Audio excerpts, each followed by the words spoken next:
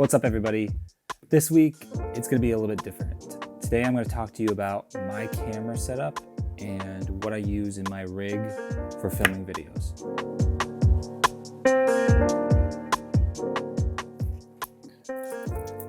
So this is my camera. It is a SONY A6300. It's a mirrorless APS-C camera. It has a Super 35mm sensor, or Super 35 equivalent, and it's very tiny, very compact. It shoots 4K up to 30 frames per second and 1080 up to 120 frames per second. I've had it for about two and a half years, about 2 years, and it's done really well for me. I really like it. It's nice because it's small, and it's really powerful for what it is. I definitely like adding a lot of accessories to it because just out of the box, the battery life isn't so great. And because it's so small, I kind of want to add some weight to it. And I'll talk about that later, but it is a very solid camera, and it's relatively cheap. I think you can find some of these for like, I don't know, maybe like $600 on eBay, to under 1,000 for sure.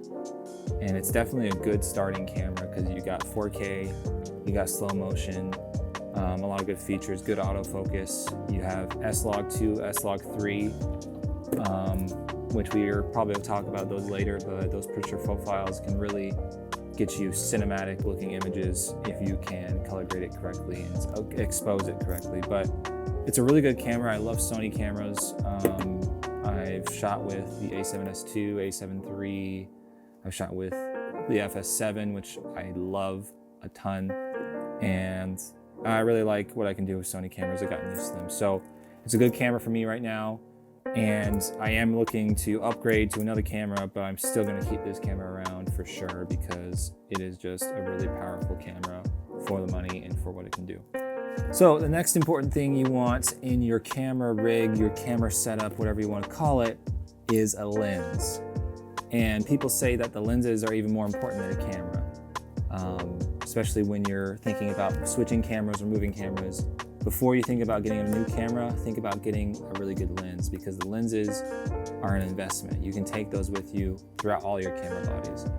The lens I went with is the Sigma Art 18-35 f1.8. This is an amazing lens. I love this lens so much.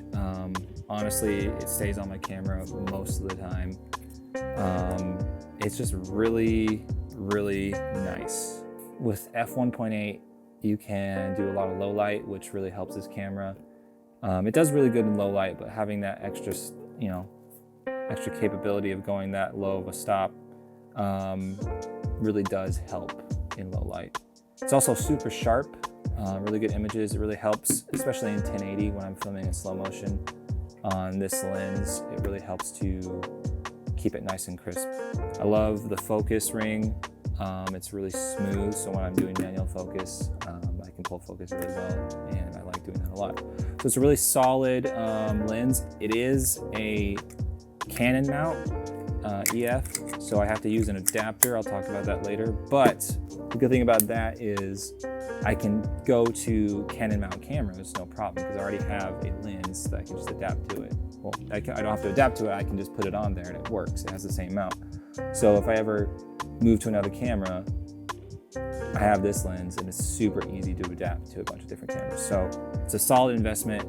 It's really cheap for relative to lenses for what it can do. It's like $800, $900, and you get a solid lens. So I definitely love that lens.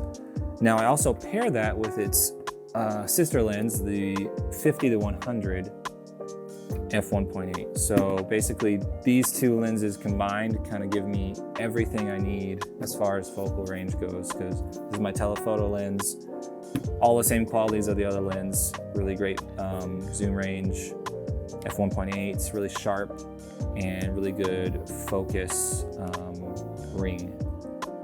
And it's also Canon mount, so I can adapt it really well to other cameras if I need to. So those two lenses pretty much cover me for everything.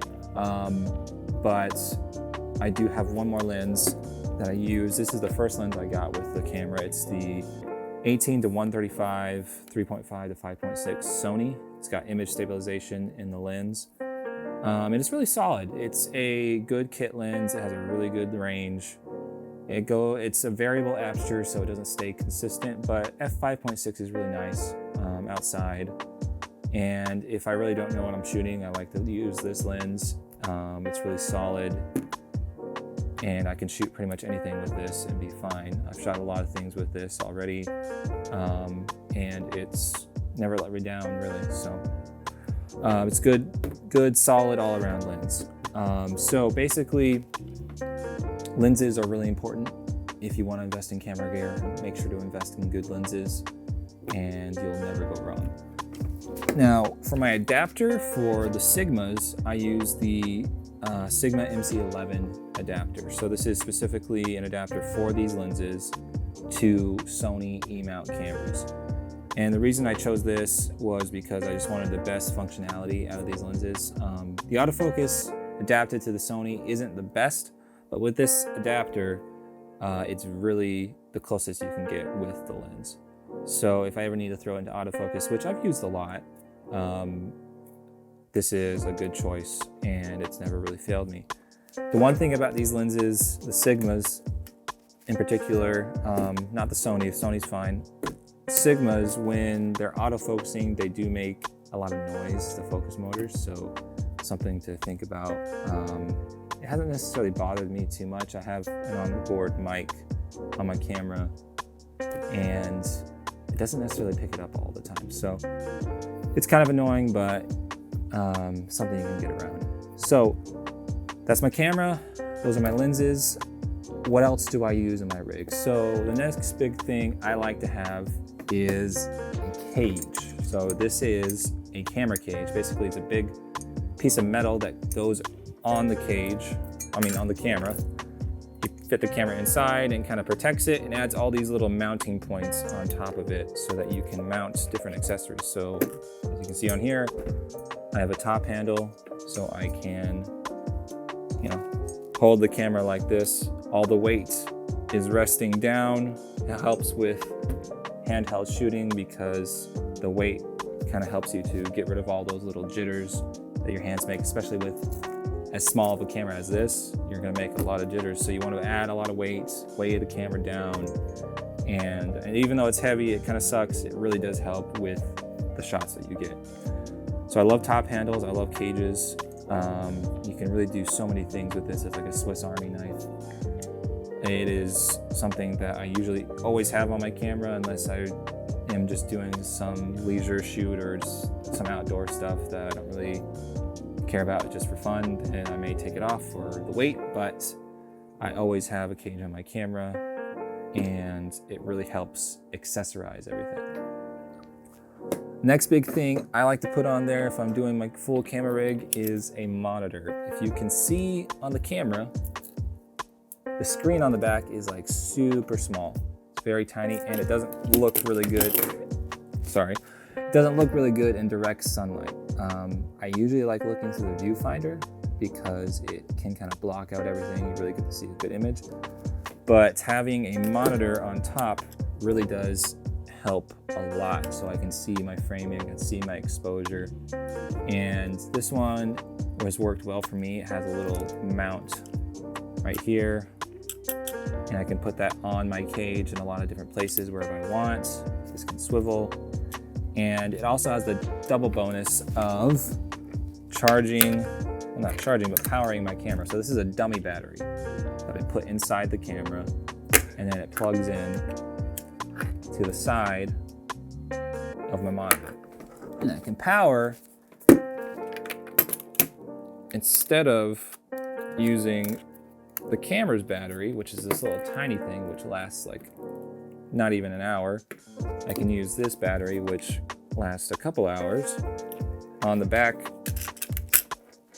of the monitor, and then plug this in to my camera, and I'm powering the monitor and the camera at the same time with the same battery, and it lasts a lot longer, which is really nice. So that is a good thing to have in mind, a power solution if you're going to be shooting all day, say weddings. I do a lot of weddings and you want to be running this all day, you don't have to worry about changing batteries every 45 minutes, then you have to figure out a battery solution, which I chose the monitor to dummy battery route. So the last thing I have in my camera rig is audio.